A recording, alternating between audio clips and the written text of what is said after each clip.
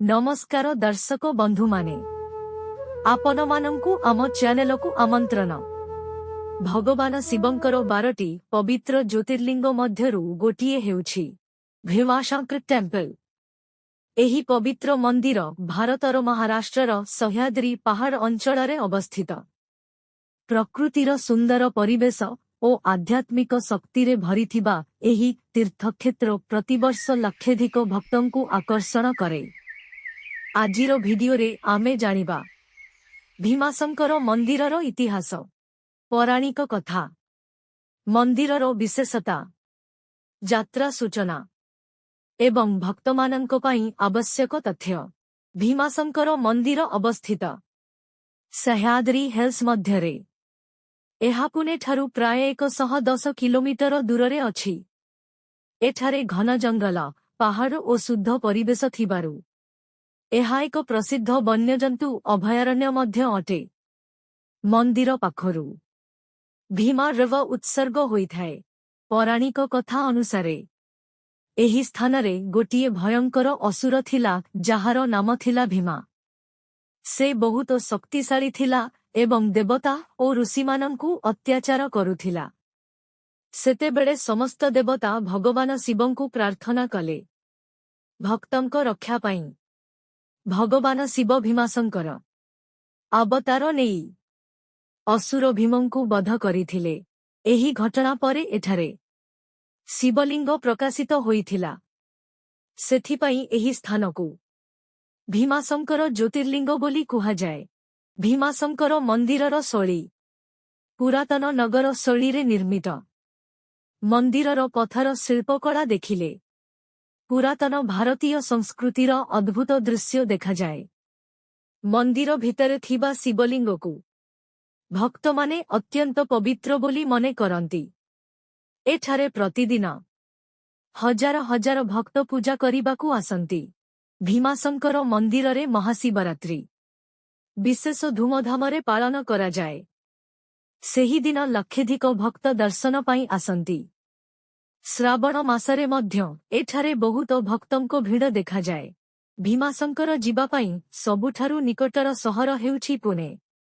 एठारु बस ओ टैक्सी सुविधा मिली थाए। सर्वोत्तम समय हेउछि अक्टोबर ठारु मार्च मध्यरे। वर्षा समय रे प्रकृति अत्यंत सुंदर लागे, किंतु यात्रा किछि कष्टकर होई पारे। भुवनेश्वरु आपणंकर यात्रा आरंभ करि पारिबे। आपण ट्रेन किंबा फ्लाइट रे पुणे किंबा मुंबई पहुंची पारिबे।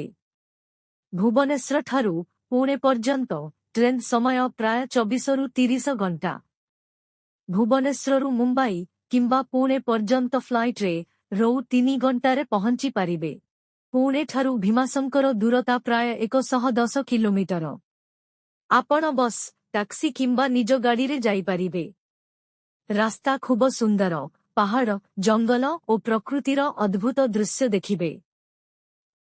भीमाशंकर हेउछि 12टी ज्योतिर्लिंग मध्यरु गोटिए।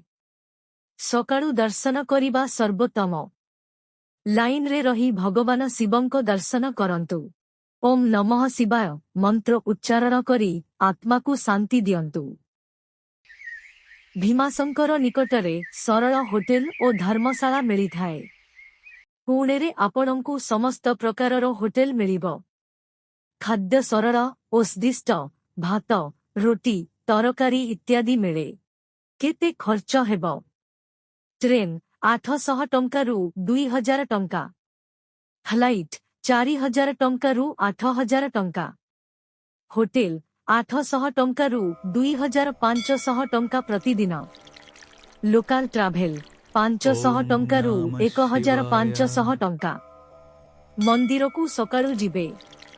वर्षारे सावधान रहिबे। जंगल एरिया रे सुरक्षित रहंतु। अंतिम कथा, भीमाशंकर यात्रा आपणंकु आत्मिक शांति और भक्तिर अनुभव देबो। जय भोलेनाथ। भीमाशंकर ज्योतिर्लिंग केवल गोटिए मंदिर नुहे। एहा भक्ति, प्रकृति और आध्यात्मिकतार अद्भुत सम्मिलन।